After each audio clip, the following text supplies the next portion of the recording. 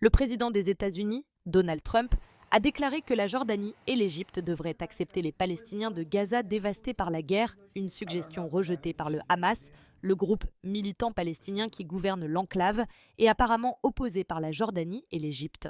Lorsqu'on lui a demandé s'il s'agissait d'une solution temporaire ou à long terme pour Gaza, où l'assaut militaire d'Israël a causé une situation humanitaire horrible et tué des dizaines de milliers de personnes, Trump a déclaré samedi « Cela pourrait être temporaire ou à long terme ». La Jordanie accueille déjà plusieurs millions de Palestiniens, tandis que des dizaines de milliers d'autres vivent en Égypte. Les deux pays et d'autres nations arabes s'opposent à l'idée que les Palestiniens de Gaza soient relocalisés dans leur pays. Gaza est une terre que les Palestiniens souhaiteraient comme partie d'un futur État palestinien. Le ministre israélien des Finances, Bezalel Smotrich, qui a appelé à plusieurs reprises au retour des colons juifs à Gaza, a salué l'appel de Trump, le qualifiant de grande idée, et a déclaré qu'il travaillerait à développer un plan pour le mettre en œuvre.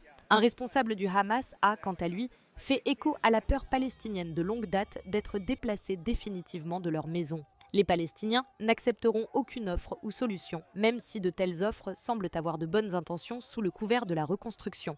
Comme le rapportent les propositions du président des États-Unis, Donald Trump, a déclaré Bassem Naïm, un membre du bureau politique du Hamas. Un autre responsable du Hamas, Sami Abu Zuhri, a exhorté Trump à ne pas répéter des idées échouées, essayées par son prédécesseur Joe Biden. Le peuple de Gaza a enduré la mort et a refusé de quitter sa patrie, et il ne la quittera pas quoi qu'il arrive, a déclaré Abu Zuhri. La Jordanie semble également avoir rejeté la suggestion de Trump, son ministre des Affaires étrangères, Ayman Safadi, ayant déclaré aux journalistes que la position du pays contre tout déplacement des Palestiniens de Gaza reste ferme et inébranlable.